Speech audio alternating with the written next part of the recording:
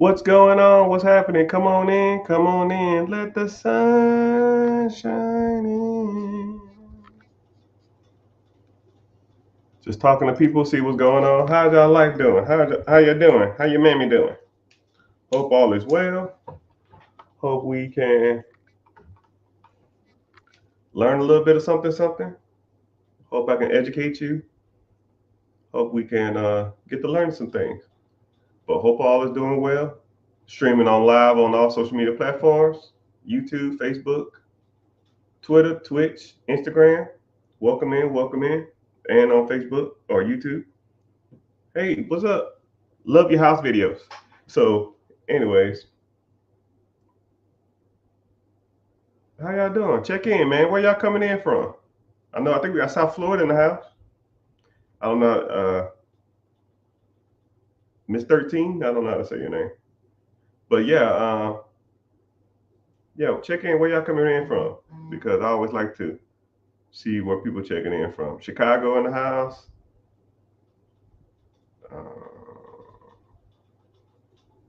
Someone said, I need to open the Wingstop tomorrow. Oh, let me help you out.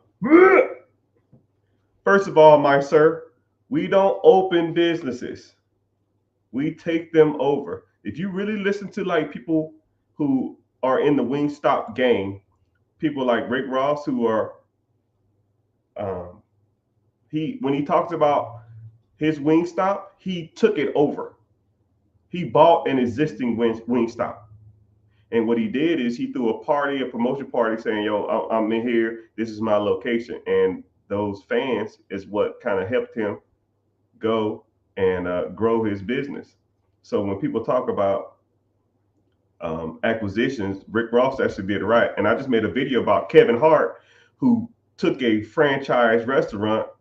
No, he took his own concept of a vegan restaurant and tried to open up a whole bunch of locations. And then after 2 years, it closed down, which if you really think about it, that's a horrible idea. Why would anybody take a concept that hasn't been proven, has no track record, no one asks for? You have, and then you have to spend a whole bunch of money to do build out, close out, make a menu, make a design. You spending millions of dollars to try to prove a concept that no one asked for, right? Rick Ross, in theory, is a better entrepreneur than Kevin Hart, even though Kevin Hart might be glorified because he has more money than Rick Ross on paper, probably. But why reinvent the wheel? I don't know if somebody on Rick Ross' team went to him and said, "Yo, man, you need to just buy an existing business," or he just came up with that idea on his own, versus somebody like Kevin Hart who said, "I have an idea. I'm gonna build this from scratch," which is a horrible idea, right? Why reinvent the wheel? Why are people going out and having a concept in their head and trying to prove it to the market, right? I think a lot of people want to have that sense of accomplishment and say, "This is mine. I built this from the ground up. This is how I do it. I did this. This is my idea." Versus, yeah, I own some businesses that make me some money. Like, I guess nobody cares if you have a business. I mean, in theory, no one cares. Period. Nobody cares about your dreams but you, in theory. But it's just a whole lot easier to take something that's already existing and that's already making money and scale it than take something from scratch and build it out. It's cheaper and it's easier and it's faster, right? And that's what one of the many things that I teach is to take something that's shit and make it sugar, or take something that already exists, and especially if it's already doing decent numbers, don't do anything. Don't reinvent the wheel. If the wheel is rolling down the hill and it's rolling super fast, why go to the wheel, push it over, stop it, and then try to like make it to whatever your ideal of a wheel is? No, that's dumb. Just let it keep rolling. And every time that wheel hit a bump, or every time for every second it rolls, it drops a dollar out of it. You take that dollar and you put it in your pocket and you keep on letting that mother clucker roll. You just walking behind that wheel and collecting them dollars, right? Why am I up at the top of the hill talking about, okay, cool, I have a block right here. I want a damn, this the kind of wheel I want, this, whatever. I'm running right behind this wheel, catching these dollars. But someone said, you're broke. Yeah, you're right. Have fun at work tomorrow. You must be new here, my guy. You must be new, because people who talk like that, they're either young or have no clue what it takes to be a true entrepreneur, or know anything about money, or know anything about the money game. Nothing, right? But I'll give you a quick synopsis, Mr. Sir, if you want to know, even though you probably left. When I was 27 years old, actually when I was 24 years old, I was homeless, sleeping in my brother's closet. Me and my brother got into it about his girlfriend, and then he let me sleep in his car. And then I commuted back and forth between both my brother's houses, and I pretty much either slept on the couch or slept in my brother's car. And I said I got tired of this. So at 24 years old, I joined the United States military, right? I showed up with a book bag and a toothbrush. Okay. And then someone said, because I'm wearing a Gucci hat. Yeah, it's from my my luxury consignment store that I own, amongst the other 10 businesses I own. But listen, you're talking and you ain't listening. I can tell you younger, man, because younger people always feel like they got the answers to stuff, man. When an elder or someone who's been in the position that you want to be in is talking, just sit back and relax and listen, right? Because I've struggled, right? I showed up to boot camp with a toothbrush and the clothes I had on. That's it. $12 in my wallet. And I told myself I'm never being broke again. My credit was so bad, I had to get a waiver to come into the military, because they don't allow you to have bad credit, because you're more susceptible to espionage and spying on the government, because the foreign government bodies can persuade you if you have debts and stuff like that. So I had to get a waiver to come in. So I had to get out of debt with my military money. My paycheck in the military was about $400, $425 every 2 weeks, or about $850 a month, right? If anybody in here is living under $850 a month, put a boom emoji or something emoji in the chat, because I know y'all probably making way more than $800 a paycheck. But that's what I did.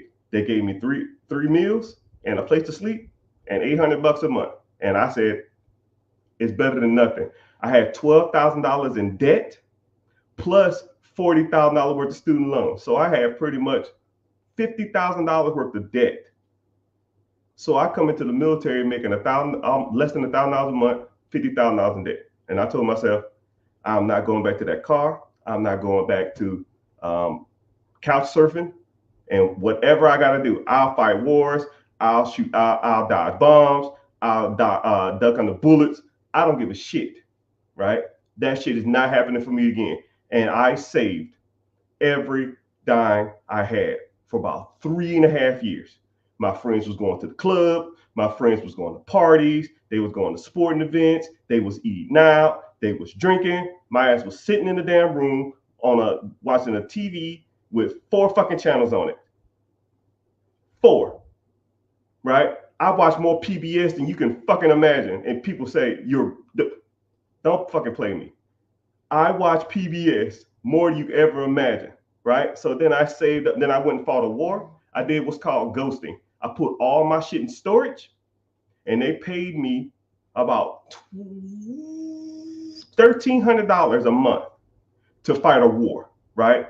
Bullets, wrath of God, sand everywhere, foot fungus, heat exhaustion. I'm in damn Iraq in the middle of the summer. We had a heat index of 129 degrees, right? And then your AC go out in your building. You ever been exposed to something like that? Probably not, because you ain't had no life experiences. But I told myself, you can pay me to go to this war. So that's why I did it. That's why I did it, right? So I get back from this damn war zone, right? I saved up 10 thou wow, but I noticed my money was trickling away, right? Just because it's life. just life trickles away. So like the normal expenses, oh man, your tire, you need some new tires, or you know you got to get a new place now because you was putting all your shit in storage, or you got to get a new bed now or something. Just life stuff just happens. And my $10,000 went from 10,000 to 9,500 to 9,200 to 8,800. And I was like, yo, fuck this, man. I can't do this no more. I can't do it.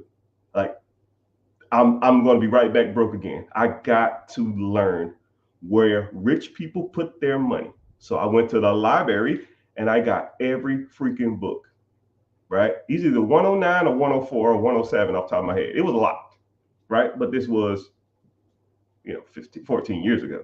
And I read every book. My goal was to read one financial book a day and to learn 5 lessons per book. Now, when you're reading that much, you're not going to get all the meat and the potatoes, right? I was pretty much skimming the shit. So I got as much information out of that book, these books as possible. And the majority of lessons I learned: real estate, owning processes that make money, repairing your credit, and investing in compound interest accounts.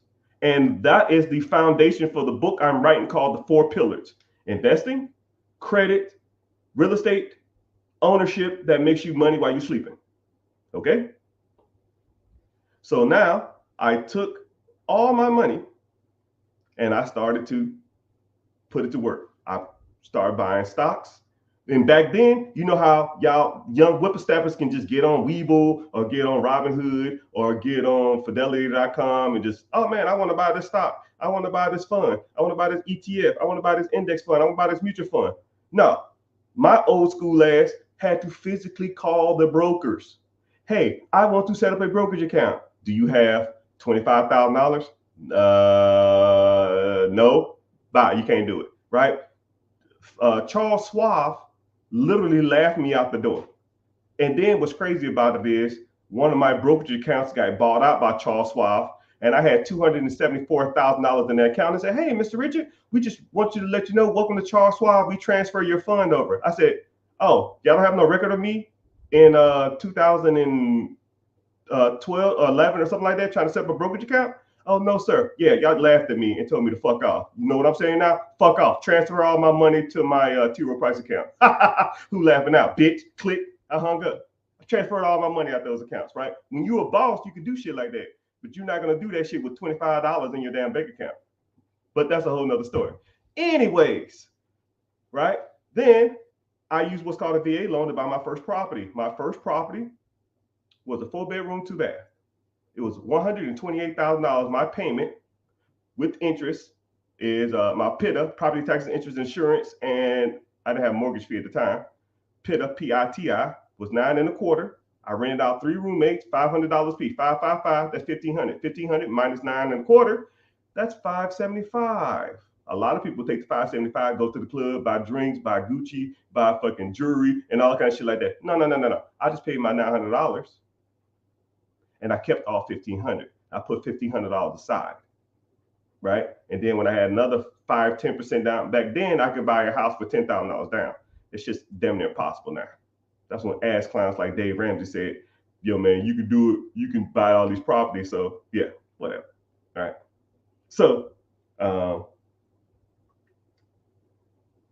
yeah. So when I bought that property, I was just buying properties every time I saved up $10,000, I would buy a property. $10,000, buy a property. $10,000, buy a property. And I was still full-time active duty military.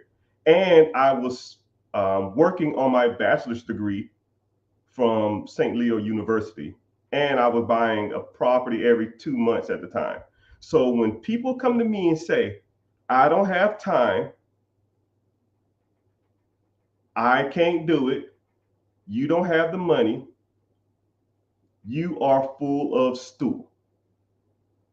You are full of stool. I'm buying properties, full-time military. So you might work a full-time job, but full-time active duty military is a whole nother ball game. A whole nother ball game. You might go and sit in your little cubicle, or you might flip some burgers, might do some McDonald's orders and stuff like that. but you are nowhere near the equivalent of a full-time active duty military member, right? We are putting in 11, 12 hours a day, every day, and we're not even compensated for the shit. So when people say they're active duty military, it's just a whole nother level of work versus an average job. And then you work random ass schedules, and then you got to literally stop what you got to do and go travel throughout the world and do whatever they tell you to do, right? Which is almost impossible, which is really, really, really hard. So, it's all good. So I took all those properties and then I started taking that cash flow and then I just started buying businesses, while still investing, while still active duty military, while still now I'm pursuing my master's degree from LSU. And then when I got done with my LSU program, I got accepted to Harvard Business School. While I got promoted to a military training instructor when I teach people how to do my job back in the day. So now I'm doing that full time while still buying properties, while still buying businesses, while going to school, going to Harvard full time. So when people talk about hard work and putting in the work, I don't want to hear it because I sucked it up for 15 years before I even took a draw. I didn't buy nothing. And I've had 6-figure, 7-figure months. And I was riding around in a 15-year-old Honda. And a lot of people are like, well, why you want to, if you got the money, why don't you enjoy it? No, I got the money and I don't want to blow it. Because this money got to last me a lifetime. It's got to last my kids a lifetime. It's got to last my spouse when I die, her lifetime, and my kids' kids, and my kids' kids, and my kids' kids, right? And whenever the time comes, because I'm donating, I'm putting to the fund now at least 5 to 6 figures a month into compound interest accounts. And when I'm gone, I'm creating a trust fund for my grandkids, my grandkids, and my grandkids. So my lineage will be pretty much preserved for an eternity, as long as they don't mess up the pot, which I'm gonna make a video and pretty much assure that it's gonna be bulletproof. Right? So when people come to me and ask me and tell me this type of stuff, I'm trying to educate you guys because for years, I was the guy that you saw at the grocery store in a little red Honda or a little red Prius or the little black pickup truck, little 4x2 Nissan with 300,000 miles on it and bringing in 6 figures a month. And you would never know. I recently just started enjoying money because I was so afraid of me not having it and having to go back to couch surfing that, maybe you can call it stress, maybe you can call it PTSD, maybe you can call it whatever you want. But one side of me still has reserves on spending any amount of money on anything. But what's the point of having something if you can't even use it? So, especially when you start making some decent money like I did. So, I really don't try to share my synopsis of my life, but someone called me broke, and I'm just here to say that I don't really talk about money. My words will the way I convey a message and the way I speak, let you know I'm not out here playing around. Now, if you have a question why you are not in the financial circumstances that you need to be in and how I can address you, because my financial background or my financial holdings has no bearing on you. I don't know any of y'all from a can of paint. I don't know any of y'all. If y'all can walk to me up the street, I have no clue who you guys are, right? But everybody has financial struggles. Everybody needs somebody to guide them in the proper direction. We've been led astray from the systems that be. Your school taught you to be a worker. Your college taught you to be a worker. Your family taught you to be a worker. Your church taught you to be a worker. Your damn friends taught you to be a worker. And your whole society and your whole lineage pretty much talk to you about being a worker bee. Get up at this time get on this bus, go through traffic, sit at this place, have a boss or a teacher or somebody tell you what to do for 8 hours a day, and then you get back on the bus or you get back in your car, you commute home, and whatever time you have left over is your time, right? That sounds like high school, college, work, church. It's all the same. It's all conditioning you to do the same shit over and over again, and you think that that's normal. Having your life slaved out to an individual is not normal. If you devoted the same 8 hours a day to being an entrepreneur, you make your own hours, you make your own time, you make your own money, right? Do you feel like you make an hour what you're worth? If you do, raise your hand, put an emoji in the chat. I'll wait. Of course you don't. Of course you don't. Because why would they pay you what you're worth? They'll pay you what the job offers, or the amount of experience you have, or the amount of productivity that you can prove to them. And just a simple quick number, I give you like a 1 to 10 ratio. For every dollar you make your job makes 10. Okay? So if you make 60,000, your job makes 600,000. If you make 100,000, your job makes $1 million off of you. You make $300,000 at a job, which I doubt, your job making $3 million off of you. You are a direct reflection of what that job gets out of you. Once you start learning how to evaluate businesses and start to understand the financials aspects of businesses, you will see employee cost is about 28%.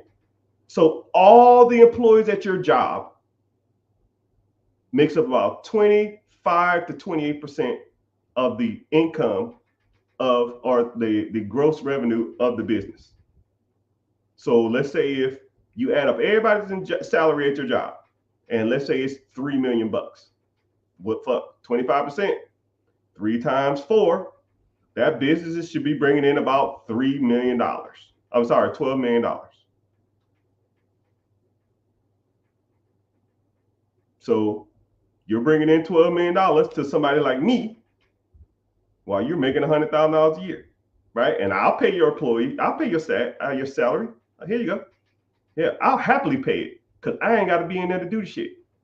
And then you walk around and give you some entitlements, and give you all this little pride, and give you your own little cubicle, give you your own little parking spot. You think you're doing hot shit, and I'm sitting around cashing all the fucking checks. And I ain't do a damn thing. Who in here, by a show of hands, has a job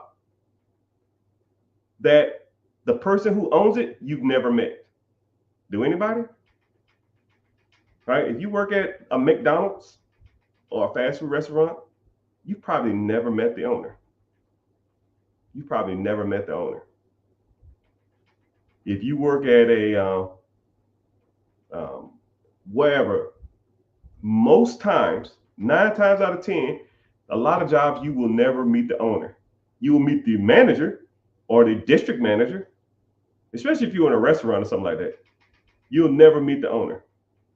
You'll never meet the owner. Think about every restaurant you've ever worked at, or every restaurant. Fuck that. Let's think bigger. Think of every restaurant you've ever been to. Think about the McDonald's on your corner. If you sat there in the corner and waited 24 hours, do you think the manager would come in at that McDonald's? What about the Popeyes? The owner. You think the owners of that Popeye location is coming in that place? You might see the Chick-fil-A because they do what's called a owner operator split. So Chick-fil-A really don't count. And then even that guy is rarely there. Right? Everywhere you've eaten, you will rarely, if ever, meet the manager because there's no money in being there. You hire people to do that job. You hire managers. You hire assistant managers. You hire shift managers. You hire employees. You hire bus boys. You hire cleaning crew. You hire maintenance men to do that type of stuff. And You are in charge of the process. Now you're on the line for the money if it defaults. That's why you hire the right people. That's why you hire a good manager to manage these people. You know? So I want you to understand that a lot of people have been led astray. Y'all looking at the shit wrong. Y'all looking at the shit weird, you know? But it's all good. So, damn, I've been ranting. So let's go ahead and get to some questions. Someone asked me some questions. It's like, you're dodging my questions. No, I just like to always start a video with some more depth to the questions, right? I could just sit here and answer questions all day. That stuff's easy, right? But sometimes it takes more than just answering the person's question. They have a lot of people have a lot of mindset issues. A lot of people think that they can't do it, or I'm coming from a position of uh, I come from like a silver spoon background. You know, somebody said in the comments the other day, "Oh, I know you grew up rich. I can tell by the way you talk." What's crazy is I work on my accent a lot. I've taken close to 500 hours of public speaking classes just to learn how to convey a message properly. I'm literally from the swamps of Louisiana. That every once in a while, and then I grew up in Tennessee and in Georgia and in Florida and in Texas and in South Carolina. I'm Mr. South himself, right? They're in the most a more South person than me, because I'm Mr. Southern himself. But you will rarely, if ever, hear my accent because I enunciate and pronounce my words properly because I am formally educated on the matter. So when people say stuff like, I can tell you grew up in city or silver spoon. No, it's a skill that you got to work on. Just like if you play basketball, right? You just say, oh man, you must have had a professional dad as a basketball player. No, it's a skill. You work on it, right? And I almost think that public speaking is probably your best attribute to financial success. It's one of them. Because if you want to go raise capital and buy an apartment complex or buy a business and you ain't got no money, if you showed up to my door or you showed up to my business and you wanted me to give you $10,000, $15,000, $100,000 or $200,000, and you want me to invest in your company or your firm, and you be like, shit, listen here, Playboy, this I got the play right here. Listen, and I watch YouTube videos or TikTok, people be like, yo, this is what I'm gonna do. I got this, right? So word, check this shit. I'm just like, who the fuck is listening to this guy? Who listens to these people? Who is going to give this guy $100,000? But if I walk into the establishment, hey, how you doing, Mr. John? My name is Mr. Richard, and I would like a minute of your time to let you know of some different avenues of revenue that I can assist you with. I mean, you're a doctor here, man. You got a great practice, but I'm sure being a doctor and a physician, you have an abundance of excess income. If you want to thinking about investing something outside of the traditional ways of traditional real estate or into the stock market, which stock market has been producing not that much lately. If you want to get into something a little higher, get some great returns, I'd love to go with your different perspectives or different proposals. I can, I'm just making sure off the top of my head. I don't fucking know, right? So,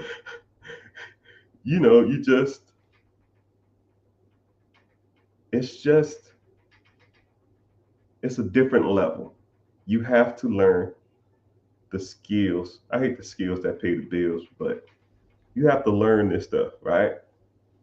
And a lot of people, I don't know. And then a lot of people, I get a lot of times in the comments, people say shit like, oh, you grew up in the suburbs. No, I grew up in Atlanta. And the DeKalb. It's about as south and black as you can get. I just don't talk like that because it's a skill that you work on, right? Lots of college, lots of public speaking skills, and lots of military training. And it So I have to turn it on and off though, but because if you ever heard me talk, not in this setting, I don't sound like this. Just letting you know, not one bit. But it's all good. All right, so let's get to some preguntas. Preguntas, questions.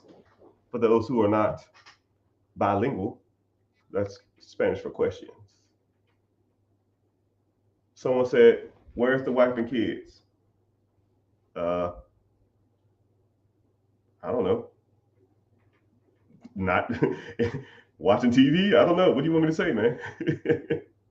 Yeah, they're here somewhere. Five. Okay, we got one. I'm 10K in debt. Hope it's good debt. Good debt puts money in your pocket. Bad debt takes money out. And that's one thing about the middle class, that middle class people love consuming with debt. It's like the worst habit that middle class people have. Buying stuff with debt, using credit cards or lines of credit to buy stuff that gives them excitement and joy and not bring them money. But it's all good.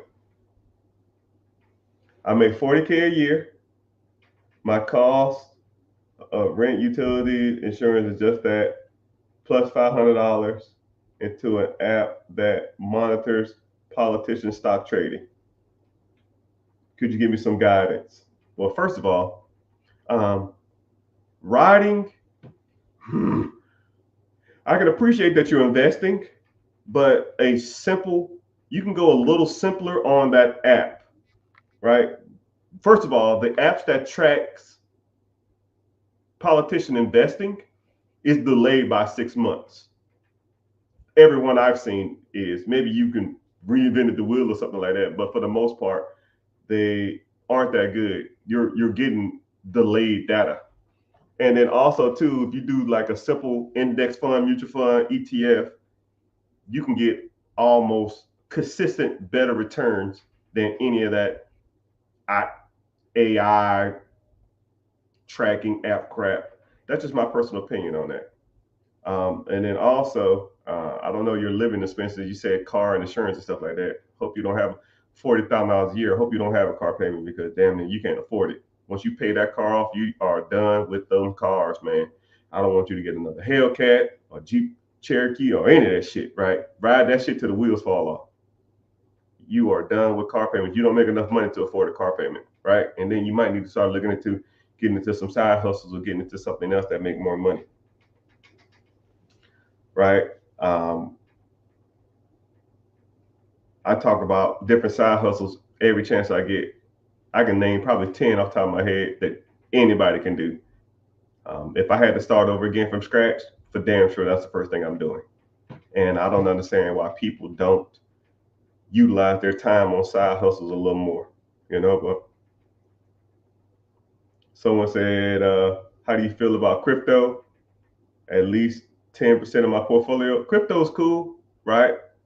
I don't really harp on crypto a lot because there's a lot of people out here scamming on crypto, and I don't believe in it like that.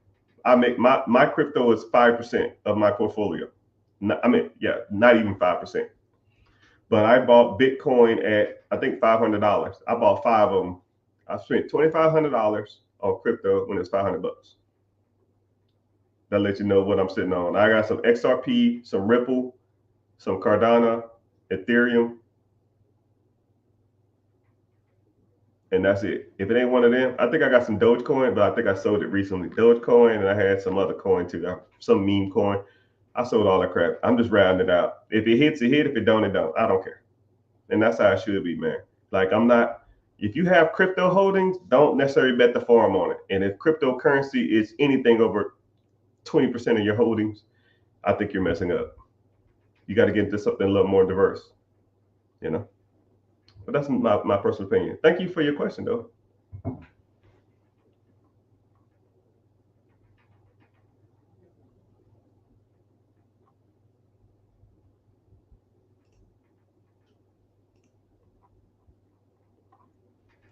I have an LLC. What to do now since Dun and Bradstreet is not trustworthy? Uh, It's crazy. If I sat here and explained to you the process of Dun and Bradstreet and LLC business credit, you more likely you're talking about business credit, because if you want to, because Dun and Bradstreet is known for like trade lines, net 30s, net 60s, net 90s, merchant accounts, Uline, Granger, and all that kind of crap like that. One, you talking about all that stuff. Yeah, Dun and Bradstreet is not even it anymore. It's not a thing. But there are ways that you can build business credit, right? Generally, they have to be secured with personal credit. And then you have to know how to negotiate, or have to know how to go to financial institutions or banks to ask them for a specific amount of money.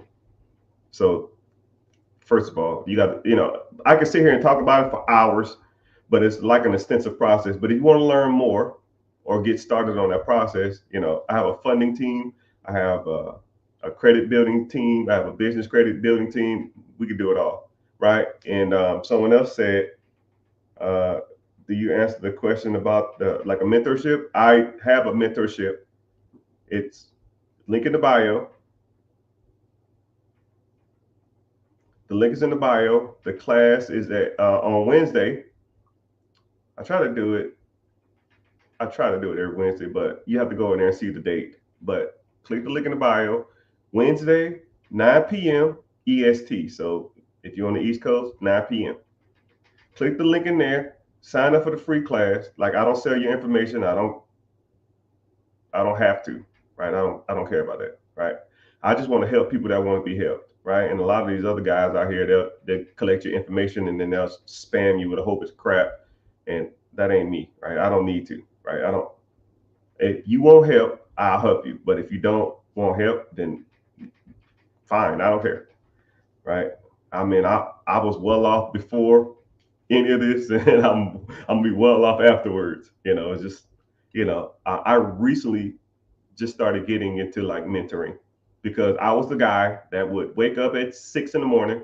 Oh shit, I was waking up at like 4:30 in the morning, doing 12 hours in the military, 13, 11 hours in the military. I was conducting businesses on my breaks, and negotiating real estate deals and business deals while commuting back and forth, and also renovating and flipping houses when I got off work.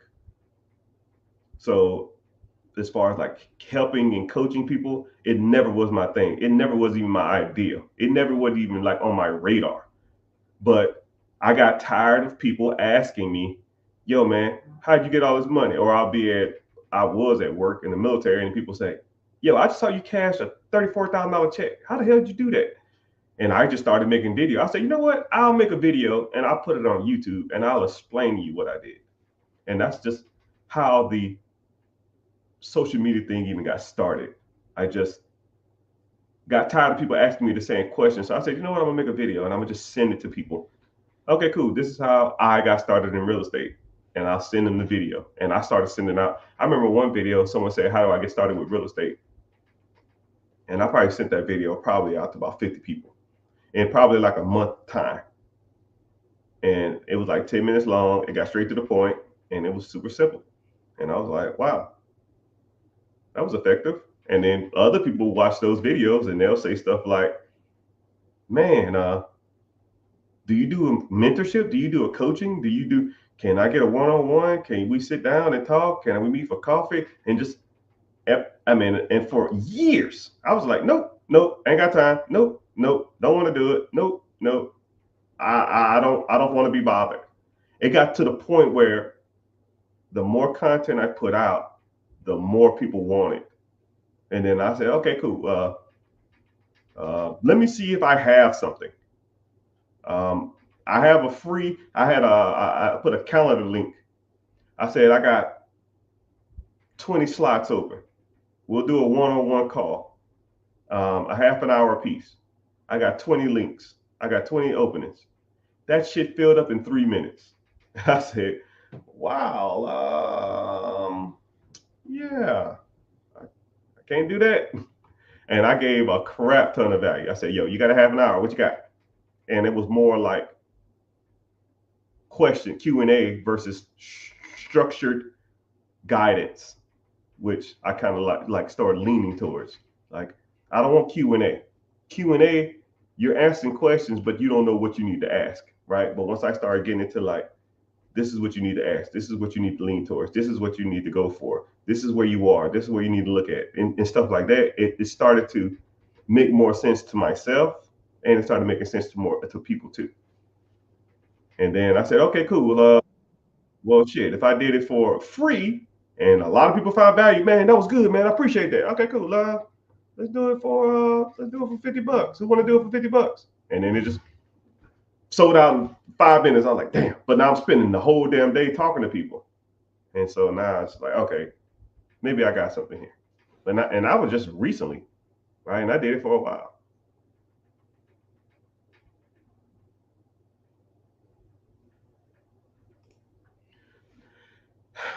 But yeah, that's kind of a synopsis of some, I don't know what I'm talking about. All right, so someone asked, as a first-time home buyer, is your program right for me? Yeah, it just depends. Like this is what, especially as a first-time home buyer, this is what I can kind of lean towards and gravitate towards.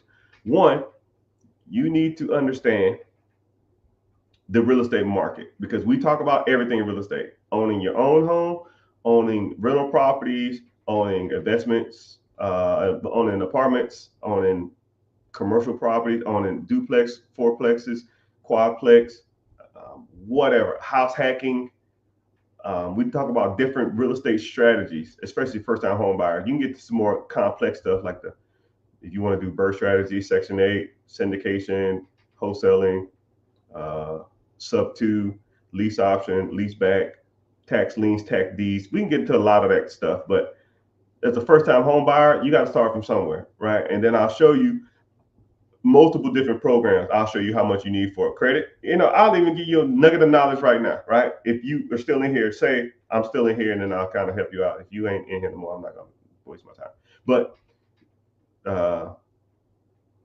yeah, but there's multiple different programs out there for first-time home buyers. There's multiple different assistant programs for the down payment. Hell, there's some programs out there that doesn't even require any down payment.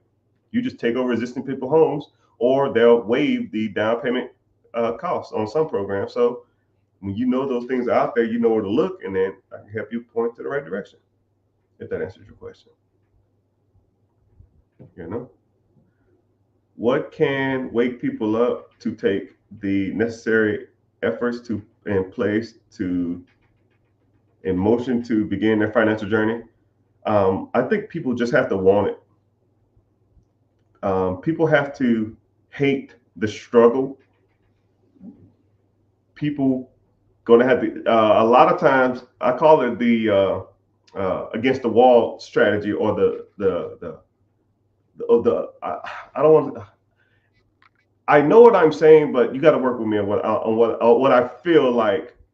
I think it almost needs to be almost something dramatic, because people love the struggle of comfortability. And until something happens where people have to want to do something, then they almost never will. I saw something the other day. This is a great analogy, right? This is one of the best analogies that you can ever hear when it comes to people wanting to do better. This is going to be a little grotesque, but so please advise what I'm about to say is going to be a little nasty. But they did an experiment on frogs. When you take a frog and you put it in boiling water, the frog will swim around for a little bit and then just sit there, because frogs get their comfort. Frogs adjust to heat, and they adjust to their internal body temperature to find comfort in heat. So they notice that the frogs will swim around initially like, what the fuck, man? They start panicking, but then they'll get used to the heat, and then they'll just sit there. And then eventually the frog will die in the water. So a lot of people's mentality is like the frog, right? You might feel like you're doing okay, but if I take you and put you in this boiling water, you will swim around real fast and panic and freak out, but you will get used to and get comfortable in the water. And then eventually the frog just dies. It dies in its comfort zone. And what I want people to comprehend when I say that is you are kind of comfortable now. You might feel like you're getting ahead. You might feel like you're doing okay, but you're just a frog in boiling water. And one day you're going to be gone. And you've grown numb on the comforts of pain, right? Nothing's supposed to be in boiling water, right? Your finances is boiling water. Your financial situation is boiling water. Your financial literacy is boiling water. Your checking account, savings account, investment accounts is all boiling water. You're just so used to you being in that circumstance that you don't feel like you need to do anything. But in actuality, you're going to leave this world just sitting in the boiling water. So you can be that frog and you can hop out of that water, or you can sit in it until it's time to go. I mean, it's your choice. And I think a lot of times some people get in that water and they say, "Hey, I'm good," and they hop their asses out. Right? You're gonna have to come to a point where something's gonna have to give, or you're just gonna be the frog in the water. And a lot of people just like the comfortabilities of struggling every month. They feel like that's the only way to do things. That's what they was taught from their family, friends, loved ones, teachers, counselors, and society. And there's other ways to do it than that, right? Can I get a boom emoji for that? Can I get a boom emoji for that analogy? If you pick that up, that's good, right? I heard somebody, I saw something on TV that was talking about a frog in boiling water, and it kind of resonated with me. But it's all good.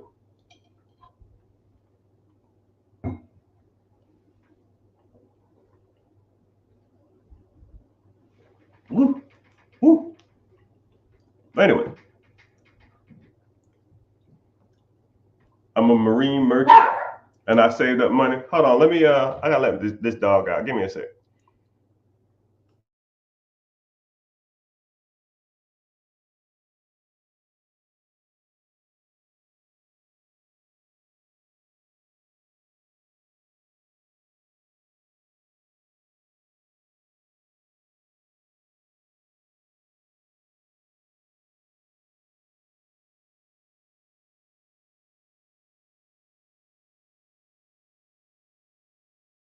2020 praise candidate.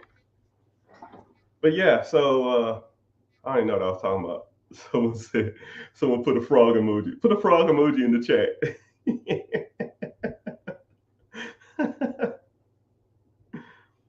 I want to grow my finances, but I don't know which route to take. That's one thing that's cool about my mentorship or my coaching is that I show you multiple ways on the way stuff being done. So this is what, you know, if you don't know what options are out there, then you'll get stuck in analysis paralysis. It's almost like you ever like been flipping through channels and you'll see something you kind of like, but you kind of don't. And then you're like, maybe there's something better.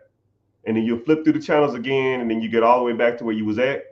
And then you're like, I guess I really didn't want to watch that. And you just keep flipping. And you'll flip through the channels like 3 times, and then you're just like, you know what, screw it. I'll just put on something, and I'll just play on my phone. It's kind of the same thing when it comes to investing.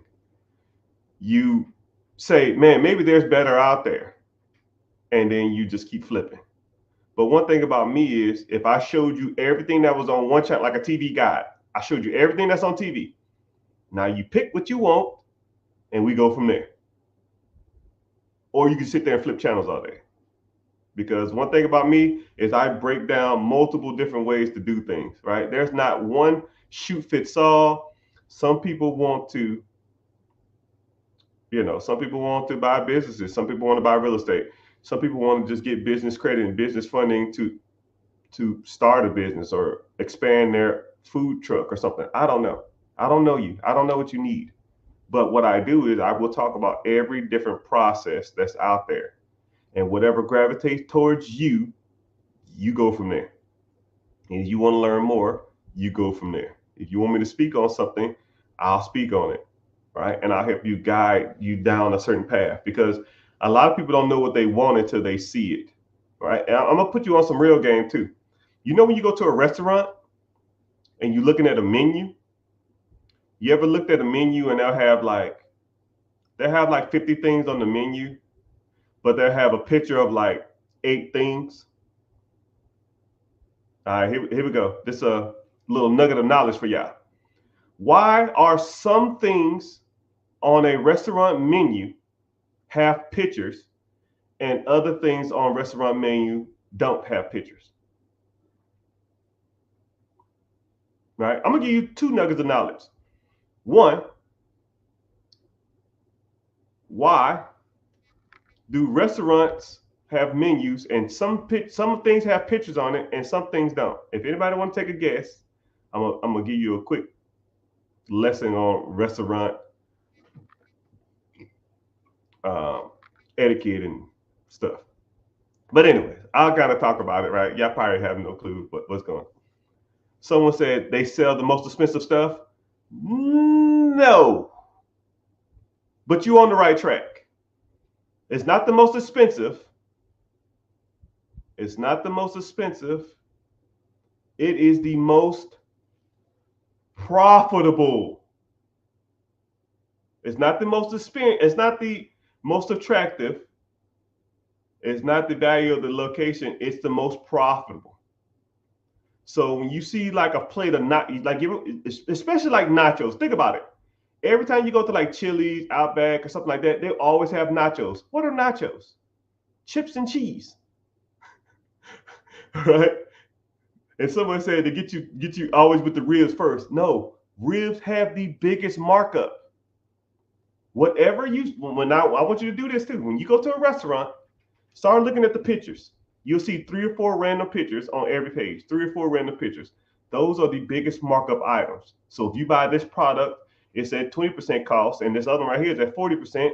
I want you to buy what's at 20% cost, because I make 80% versus 40%, and I make 60%. So the things that are most profitable on the menu are the things with the picture, right? Someone said profitable. Okay, cool. Return on food costs. I see you. All right, I'm gonna give you another question, right?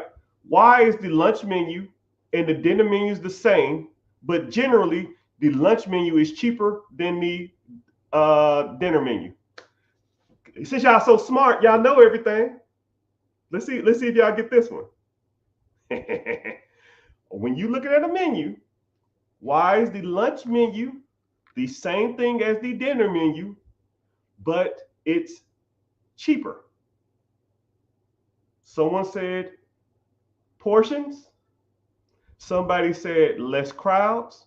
Another person said portions. I'm gonna put you on some game. I'm gonna put you on some game. It's for this reason. Someone said traffic. Someone said to sell more. No. Because when you go to a restaurant, you are paying not for the food. You are paying for the time that you occupy the establishment. Let me break it down for you. You go to lunch to eat at a restaurant. Most people lunches is an hour. They're in, they grab their food, and they're out. Or they come in, they sit, they already know what they want. It's cheap, they out. So they can pop out more people in that hour. Hour come in, next hour come in, next hour come in, next hour come in, next. Versus And then also too, a lot of brown bag places like McDonald's, Wendy's, Burger King are cheaper than sit down restaurants. So they're trying to cater towards, oh wow, I can go to the Chili's for the same price as getting a number one. And then their objective is to get you in and out. Versus dinner, you come into a dinner, you might grab an appetizer, you might grab a drink, and you're more relaxed. An average dinner is going to take about an hour and a half versus an hour versus lunch. So you're occupying that space more. So you being there going to cost more to experience the same thing because you're spending less time in the establishment.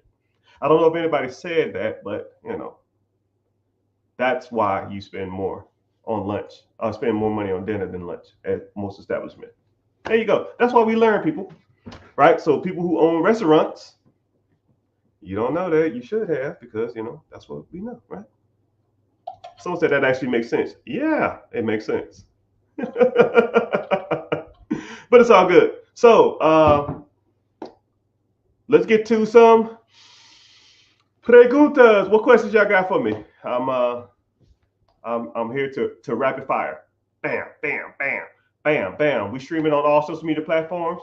While y'all getting y'all questions ready or y'all typing y'all questions, I'm streaming over all social media platforms: Facebook, YouTube, Twitch. Which, let's see who's in the house. YouTube in the house. Hell yeah, I see you. Twitch, Twitter, Twitch, Instagram. I see y'all on there. Someone said, I ain't rich. Hey, I guess I ain't. If my name's Rich. How I'm not rich? My name's Richard. My name is Mr. Richard. How you doing, sir? What's your name? And here we go. And I don't know if you come in here and just troll and leave. I'm going to put you on some real knowledge. Okay? Here we go. What is rich? Yo, you still here? Come on.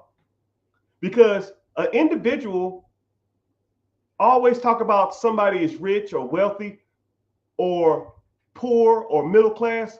What is rich? Let's define that, because a lot of people don't know what. If people come to me all the time and say, hey man, I want to be rich. Cool. What the fuck is that?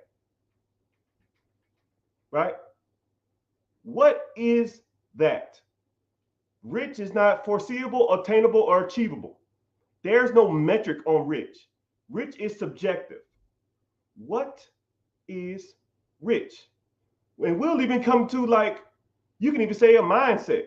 Coming home happy, coming home to a family, coming home to a home, not having to worry about bills, right? That's a mindset of rich. Let's talk about a monetary value of rich. What is your definition of rich? 5K over your bills? 10K a month? 10K you don't have to work for? 100 grand a month? $1 million a month? $1 million a year? Right? What is rich? Because a lot of people will always talk about, man, I want to be rich. I want to be a baller. Cool. What's a baller? I don't know. Lots of money. Well, what's a lot of money, man? Right? You know what? You know how you sound? Right? Someone asked me where I'm from. Dude, I just explained this. Right? I am a Southern belle. I am I'm from the South. I grew up in Louisiana. I lived in Tennessee. I lived in Georgia. I lived in South Carolina. I lived in Texas. I lived in Florida. You do not hear a twang. And I enunciate my words because I've taken hundreds of hours of public speaking. I was in the United States military, and I try to train myself on how to public speak and convey a message elegantly. This shit it's hard, right? Sometimes when I talk a long period of time, my throat and my brain hurts because I have to turn off the draw. And when people hear me in real life, they say, yo, man, you don't sound like you do on social media. I say, no, man, I have to turn it on and off. I can't sound like a freaking idiot in front of hundreds of people. So, but a lot of people will never guess where I'm from. And that's how I want it to be. I want to be everything and nothing. You will almost not know, kind of a double negative. I don't want you to know where I'm from. But good question though. But what is rich? You want to talk about that? Someone said a $5 million net worth. Okay. So now, whatever you think is rich is, now that's your goal. Because you have to define the goal before you reach it. I want to be good at basketball. Okay, well, what's good at basketball? I want to be a good football player. Well, okay, well, what's that? I want to be a good pianist. Okay, well, what is that? Right? Define your goals before you try to achieve them, because you're chasing a ghost if you don't. If you don't have a achievable, foreseeable, and obtainable goal, you're wasting your time, because rich is not a goal. $100,000 a year of passive income that I don't have to work hard for, that's a goal. Quit my job and have enough income to support my lifestyle and have enough money not to worry about bills and to take a vacation when I want to, that's a goal. Because those things are achievable, foreseeable, and obtainable. Okay, cool. Quit your job. Well, how much you make at your job? I make $60,000 a year. Boom. Well, how much more over do you need over the 60? I need at least 1,000. Boom. That's 72. Okay. Well, what's 72 thou wow? What's 72 thou wow divided by 12? That's $6,000 a month. Okay, cool. You bought a piece of property and it makes you $500 a month. You bought a property and it makes you $500 a month. So how many properties do you need? Well, that's 12. Well, that's your fucking goal. I mean, wow. Now I got to get to 12 houses. Well, how do you get to the first one? Do you own your current home? No. Cool. There's 5 programs out there that can help you buy your first home. Here you go right here. The average home sale in America is $350,000. The average down payment on your first time home doing an FHA loan is 3.5% down. 3.5% of 3.5% down on $350,000 is like 12 grand. Do you have 12 grand? Yeah, I actually do. Cool. Let's buy your first house. 1 down, 11 to go. Okay. I mean, once you understand that everything has goals or everything has levels to it, and once you see the steps to get to the goal, then you can get to that level. But until you break down a goal of rich, or break down your goal of financial freedom, or break down your goal of generational wealth, then you're chasing your tail.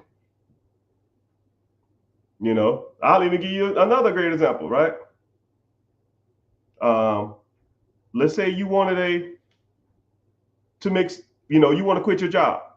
You make $60,000 a year. We've already established that $72,000 a year is the benchmark. Okay, let's do this. $72,000 is your benchmark times 3. So if you bought a business that's doing 33% rate of return, it's doing 33% rate of return, that business should be worth about $220,000 to $250,000. $220,000 business at 10% down is $22,000. So if you can get to $22,000, then you can buy a business that makes you $70,000 a year.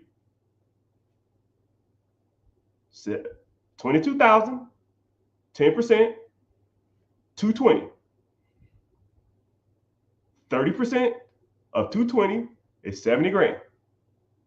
72,000, which makes enough money to quit your job.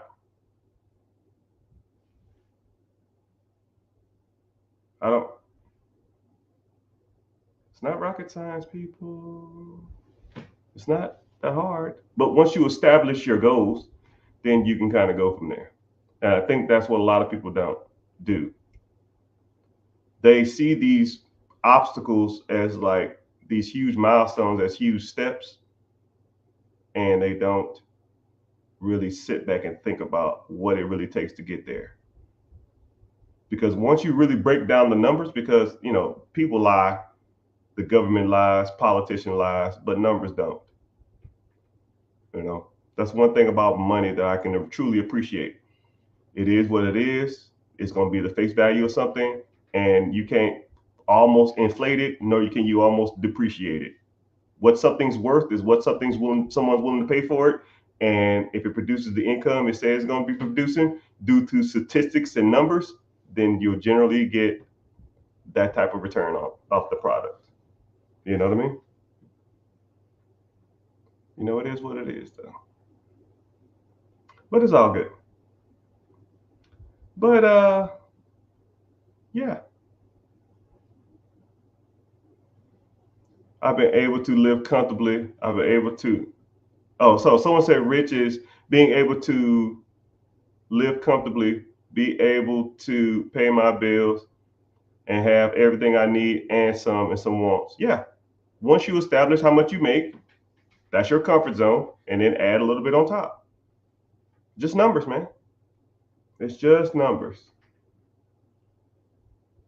Somebody said, so you can always tell when younger people get into lives because their mindset is just different. It's like their objective is to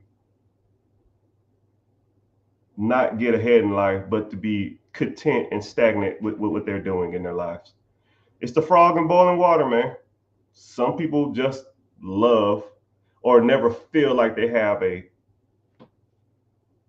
way out or any hope, right? But like me, I was sleeping in my brother's car, sleeping in my brother's closet on a crib mattress, and I told myself I have to do better.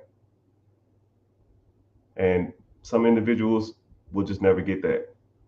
They don't see the light at the end of the tunnel, and I wish I could just get a message out to everybody, but not everybody can be helped. Right? Some people just don't get it. Some people just want to be who they are and are happy with mediocrity in life. And one day when the individual get older and it's like, man, I wish I listened to that one random ass black dude who was talking all that trash on the internet, and he was super respectful and he wasn't talking shit to me, which he could have either easily did. He could have easily blocked me, but he didn't. But he just hoped that you would just listen to anything he said and take it with a grain of salt. But it's all good.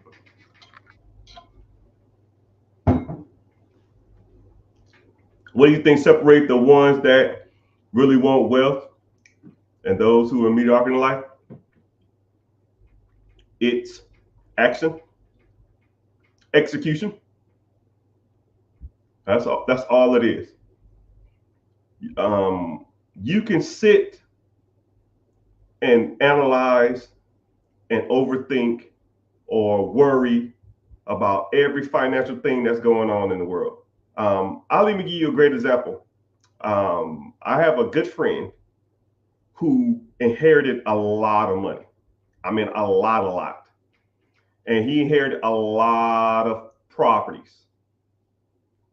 And every time I talk to him, it's the same thing. He talks about, man, China is going to damn knock out our grid. We're going to go to war with North Korea. Russia got nukes. The election, the Trump this, Kamala this, coronavirus this. And just every time you talk to him, it's always the same stuff. And I'll say, hey, man, you going to buy some real estate soon? Or you want to buy this business soon? Or you want to get into this soon? Or you want to invest in the stock market or something? Well, I thought about it, and some weird ass unforeseen circumstance that has nothing to do with his life, he'll say something about. And that is pretty much the general overview of what people always say. That's one of the main reasons. Fear. Scared of the unknown, scared of doing, or scared of what's going to happen. And you can't live like that. You cannot get ahead in life not taking a chance. You have to get the ball rolling, because anything that ever wanted to be done in life never came or was given to anybody. You know, I'll even give you a great example or a great analogy when it comes to stepping out your comfort zone. Jeff Bezos, right? The multi-billionaire who founded Amazon, he worked for a hedge fund. The hedge fund was paying him $400,000 to $500,000 a year. Now, via chat, if you would be happy with $500,000 a year, put a thumbs up emoji. Okay? If you would be happy with $500,000 a year of salary, put a thumbs up emoji, right? All right, I see a couple of y'all. I see a couple of y'all. All right. So Jeff Bezos was making about $400,000 to $500,000 a year at a hedge fund. And he was doing statistics on what people was Googling. And he would take the statistics of what people was looking up on the search engines and investing in those things. So he'll say, oh, wow, a lot of people are searching up iPhone 3 or some shit. Let's invest in Apple because a lot of people are searching iPhones. Then he'll say, oh, wow, a lot of people are searching up Ford Motorsports. Let's invest in Ford Motor Company, right? Because he was using like reverse engineering of like search software to see what people are searching or what people was Googling. And he noticed out of the top 10 things he was pulling every week or every day, he noticed that books was top 2, 3, or 4 every time. So he'll say, hey, everybody's searching up this new Twilight book. And then the hedge fund manager was like, well, we can't buy a book company, right? There's nothing there. Like, we can't just go out and buy book companies. There's no money there. And he's like, oh, okay, cool, whatever. The next month or the next week, hey, everybody's searching up this book. This is the top thing that people are buying. So he's like, okay, cool, whatever. So then he kept noticing that these books was trending at the top 10 of his charts every damn day or every week. So what he did is he said, okay, let me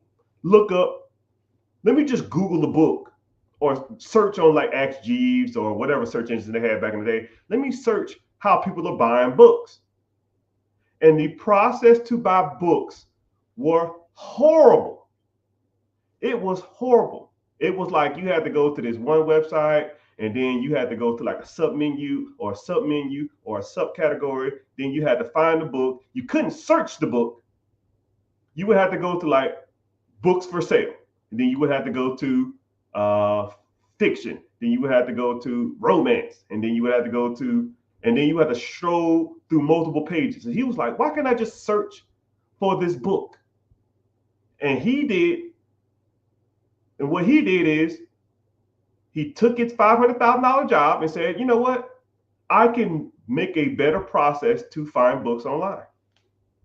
And he quit his job, and he noticed that there was a market for it. So when he first opened Amazon, he said, I'm going to sell the top 5 books in America according to search engines. And that's how Amazon got started. So I want you to think about this. We're talking about risk versus reward. We're talking about what stops people from getting ahead and not. And it's just taking a chance. Jeff Bezos was making $500,000 a year. He quit his job and started selling books because he noticed that books was on the top 10 searches every day, every week, every month, every year, according to his hedge fund. And all he had to do was get a piece of that market. And he reinvented the wheel. He said, yo, you can come to this website, you can search the books. I'm gonna buy the books in bulk and I'm gonna sell them directly to you. And then the process to get the books back then, it was like 6 to 8 weeks. And he said, well, if I already have the books in stock, if I have the books in stock, I will send them to you in 5 days. So now you can search the books on his website. You can get the book in 5 days because I'm buying them in bulk. And the top 5 to 10 books that are sold, you come directly to me to get them. And then 5 books turn to 10 books. And then 10 books turn to 20 books. And then y'all know what book pretty much made him his first $1 million? Harry fucking Potter. Harry Potter sold thousands of copies. Thousands of copies. And people said, you already got the Harry Potter? Man, yeah, I ordered mine. It'll be here in 6 weeks. No, man, go to Amazon.com. I got mine in 5 days. And what Jeff Bezos would do when he got an order, he would pack it right then and there and ship it directly next day. He would stop, the order would come in, he'll process it, send it out. Harry freaking Potter made that man millions and millions of dollars. So, moral of the story is people say, well, what stops people from getting ahead? Their comfortability stops people from getting ahead. Yeah, you can say, y'all answer the question. Visionary, find a need, find a fulfilling, any of that stuff. Find a small idea, but you don't even have to reinvent the wheel nowadays. You can buy a bookstore if you wanted to. You can buy the process if you want to. You can buy real estate if you want to. You don't have to build a house, just buy one. You don't have to build a car, you can just buy one. You don't have to build a business, just buy one. You don't have to do research in the market. They already have people to do that for you. You don't even really need to save up money to buy this type of stuff. The banks loan out billions of dollars. It's just a better wheel, right? Do I recommend him starting a business from scratch? No, but at the time he did, right? But billionaires and millionaires are two different types of things, right? I'll take a process over and make millions, but I don't want to create anything. I'll probably never be a billionaire, but I'll be happy with $20 million, $30 million, $50 million. My goal is $100 million, right? Which I'm projected to do in the next 8 years. I'll hit 100 million in the next 8 years. So, and then y'all never see me again. Y'all be watching my YouTubes and being like, yo, this dude named Mr. Richard, man, he was on it. Hey, man, this is what it is. It's crazy how a small idea can compound to something unthinkable at first. Yeah. Just like you owning 50 properties. You owning 100 properties. You owning 500 properties. You owning 1,000 properties. You owning 5 businesses that make you 6 figures each a year. You owning 10 businesses that make you 6 figures a year. You own 20 businesses that make you 6 figures a year. You having perfect credit. You have millions of dollars worth of business funding to where you can fund any real estate or business deal that you wanted to without any money out of pocket. Now, if you'd have told that country ass kid from Georgia 15 years ago that that's where you'll be at now, I wouldn't have believed him. But you got to believe in yourself first, man. You got to want to do it. You got to want to do it. Right? But if you want to get started, you want to learn more, click the link in the bio. Join the free class. It is on Wednesday, 9 p.m. EST. So set a reminder in your phone.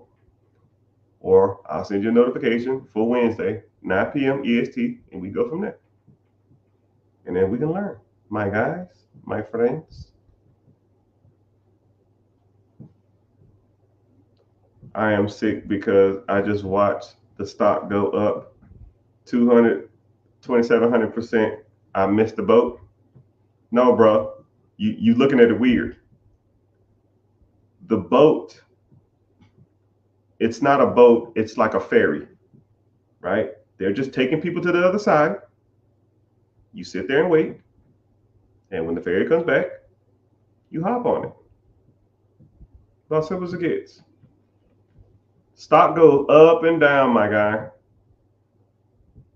All stocks go up, all stocks go down. And if you're talking about those kind of returns, you're probably talking about some crypto or something like that. But I'm not into crypto. I'm old school, slow and steady.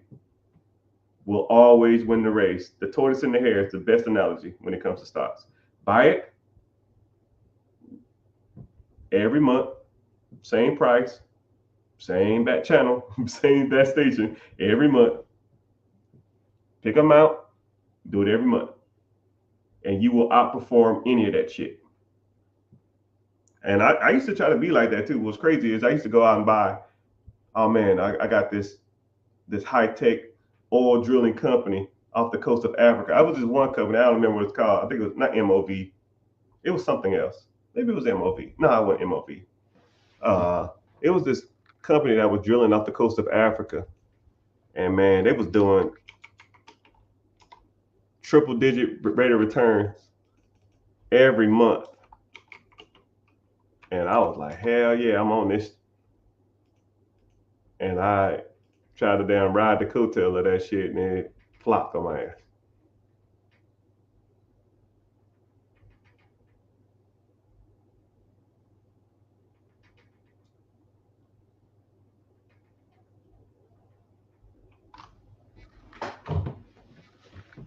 Well, MOV is one of them.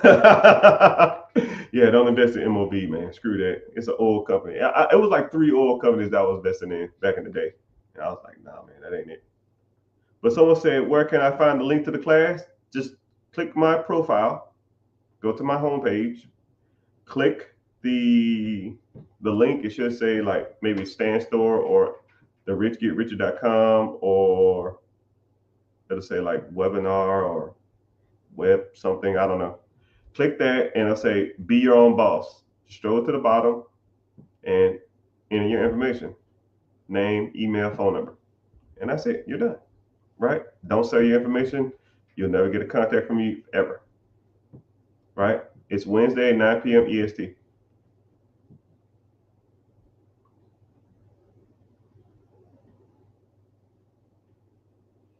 It looks like some people can't see into the future, while some ones can.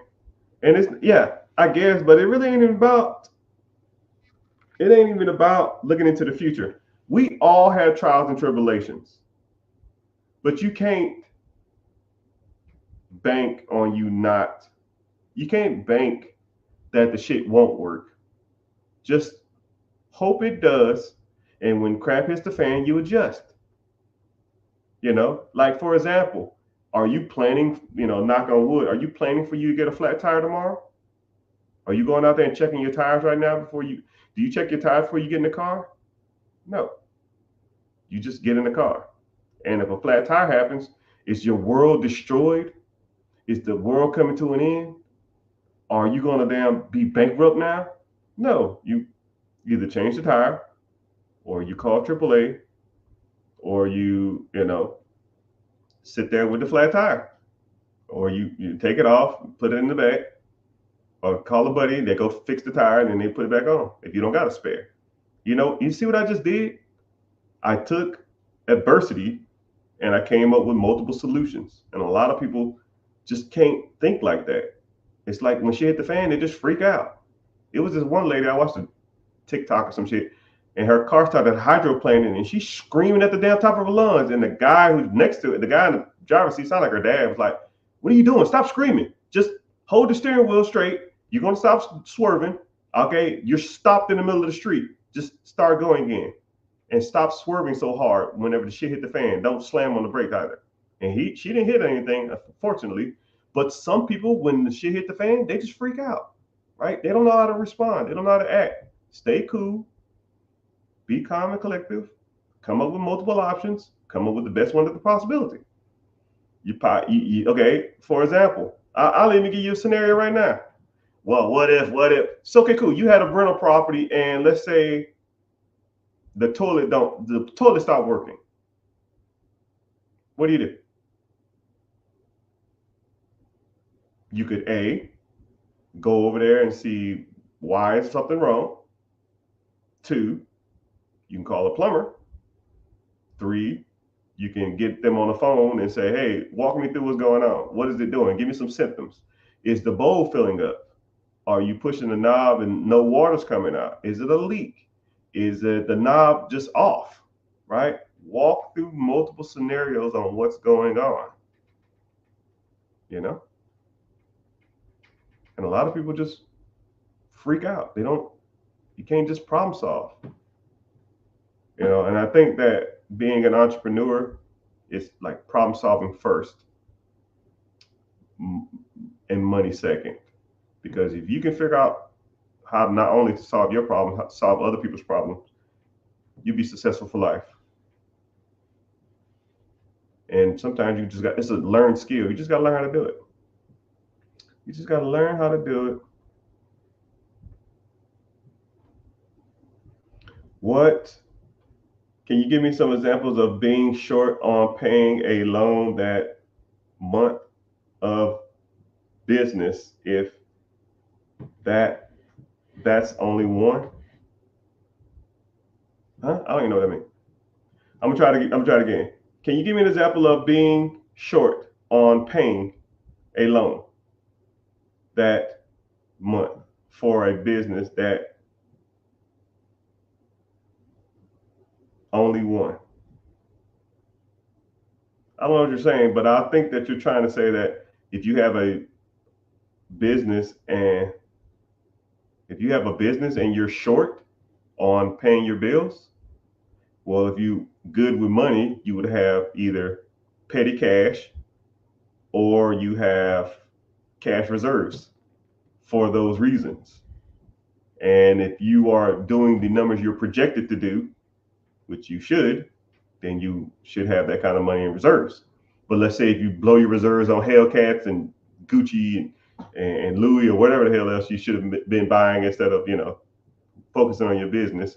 Let's say you did that. So now if you didn't have the money for one thing about being a entrepreneur or a business owner, once you started like really getting good at this, you'll start developing networks of people who do the same thing. Because at the end of the day, all our objectives are to make money, and that's one thing I hate about like middle class people and lower class people. We almost ostracize each other or down each other when the shit hits the fan. But rich people don't do that. Like say if I didn't have enough money to pay the bill that month, I literally will call up one of my banker buddies and say, hey, do y'all have any business lines of credit that I can apply for? Because I'm a little short on something. He said, okay, cool. Here you go. Here's 20,000. Here's 30,000. Here's $50,000. So, hell, I'll even show you right here. Here's a business line of credit that I applied for. Word up. Hey.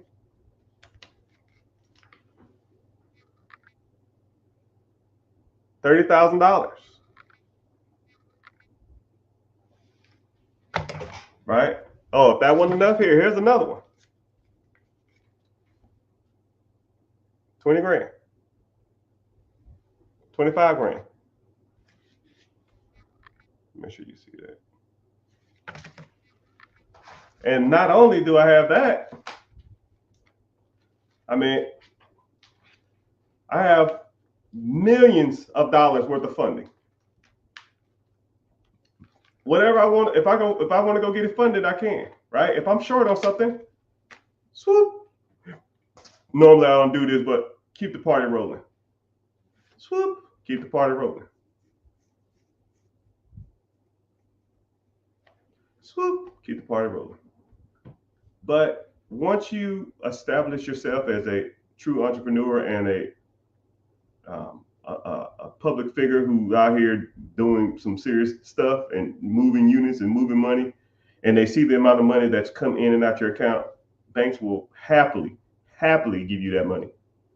And then your objective from that point is to make some real money the next month and pay these loans back.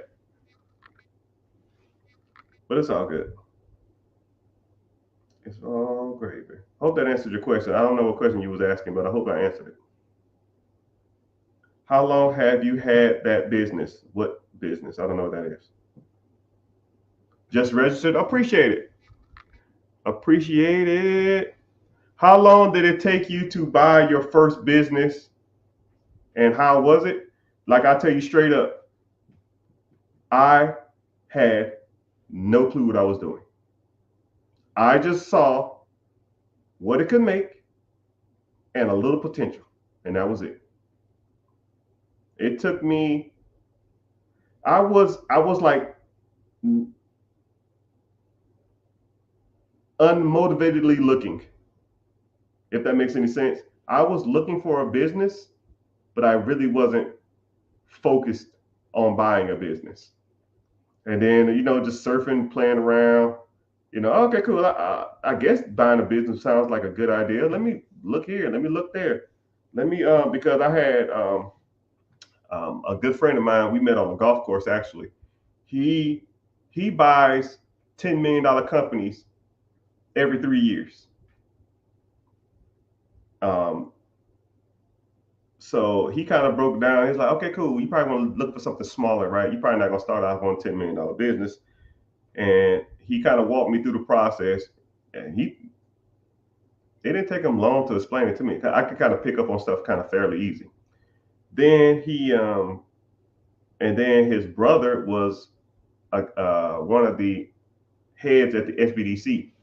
And I sat down and talked to him, the Small Business Detachment Center, and I talked to him for like 4 hours. I brought him lunch and he just walked me through the whole process of how,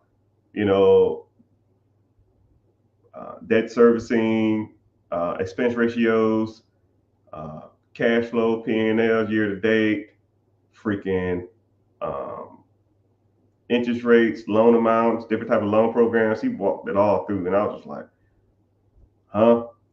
And okay, cool. I guess that's cool. And I was like, cool. Let me start looking for businesses. I didn't know where to look. I didn't know the good websites. I didn't know anything about any types of the stuff I know now. I didn't know any of that shit. So I saw something, and I kept putting it in the calculator over and over and over and over and over again. I was like, this financially makes sense. And if it didn't work out, I would just sell it to someone else. But my objective when I first bought my first business was to get all the money out of it as possible, which nowadays I think that's stupid. But I was younger. I didn't know what the hell I was talking about. When people say, I'm gonna buy a business and pay it off in the first year and a half or 2 years, you don't know what you're talking about. You have no clue. But now I know what I'm talking about. But that was my mentality too, because as soon as people say that, I know they don't know what they're talking about. So I bought a business and it was doing decent amount of money, but it could be doing better. It was kind of run down. The people never was there. I was full-time active duty military at the time, so I didn't want to be there. Right? It had a manager and 2 employees, and I said, "Yo, I own this now," and I just kind of walked through with the manager, and I said, "Yo, man, we can do this. We can do this. We can do this. We're gonna do this. We're gonna do this." And I just cared about the process. They were like, "Man, I'm kind of glad you came because the old owners they didn't give a damn about this place, right? And the cash flow that thing was bringing in was decent numbers." And then I kept it for like 2.5 years. I almost wish I would have kept it. I kept it for 2.5 years, and I sold it for twice as much as I paid for it. And then I said, well, shit. If I can do it once, I can do it twice. Let's go light it up like it's dynamite. That was my Actually, it wasn't even the first time. That was the first time I bought and sold. The next one was a owner financing deal. And then it was off to the races. Then it was downhill from there. Then I would either buy them cash or I would either owner finance them.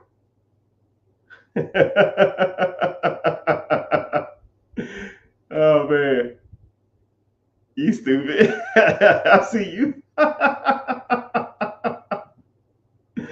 How you been? You doing okay? Man, it's been like years. Comically 20, 22, 23, 25. God dang. Hope you're doing all right. But yeah, yeah. So we're streaming on all social media platforms. Facebook in the house. I see you. YouTube, decent amount of YouTubers, Twitchers in the house, Instagram and Twitter and TikTok. We're all in the house. So, real quick, if you are interested in learning more, somebody said they have some money and they want to invest, they want to buy a business.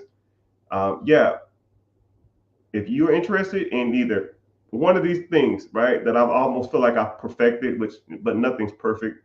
But if you have credit issues, mid sixes or below, you probably need something fixed. You need your credit repaired. It's something wrong with your credit. So you have anything, hard inquiries over 5, you have derogatory remarks, late payments, repos, bankruptcies, baby mama payments, judgments, tax liens, any of that crap that's on your credit that's derogatory, is considered derogatory marks or negative inquiries on your credit.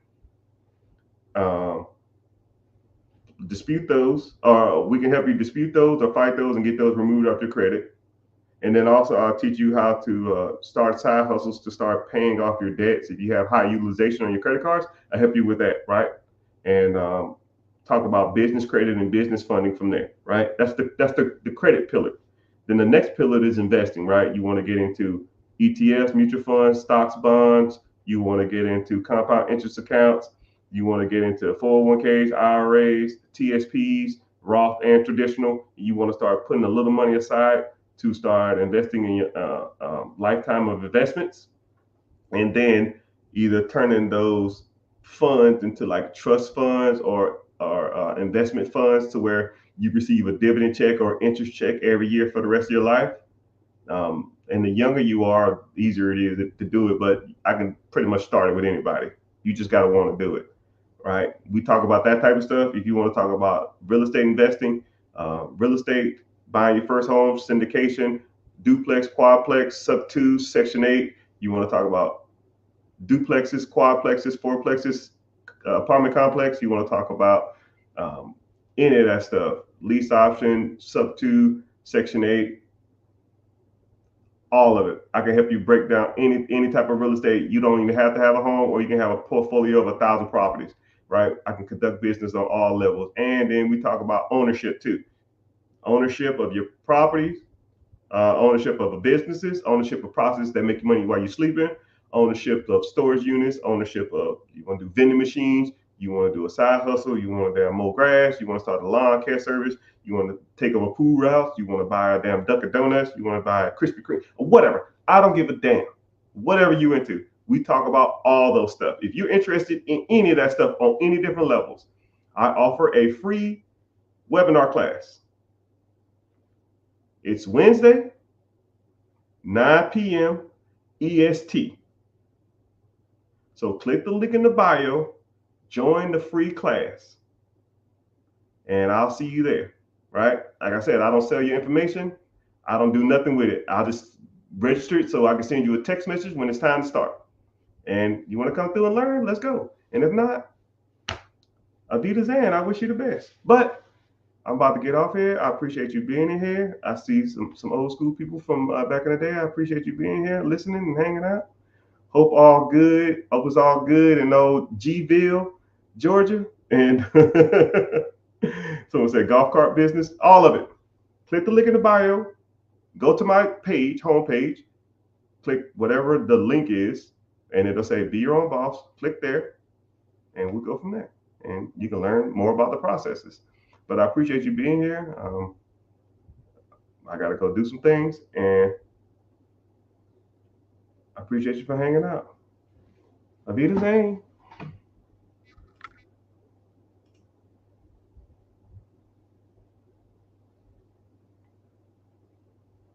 You don't have to put up with any malarkey.